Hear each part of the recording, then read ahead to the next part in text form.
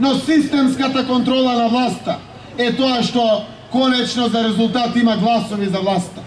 Знаеме дека гласовите се од притисокот врз јавната администрација, од уцените на примателите на социјална помош, од земјоделците кои што се плашат да не ги изгубат субвенциите, од пензионерите кои што се плашат да не ги изгубат пензиите, од сите граѓани кои што се постојано под притисок, под закани, под уцени, под купување на гласови.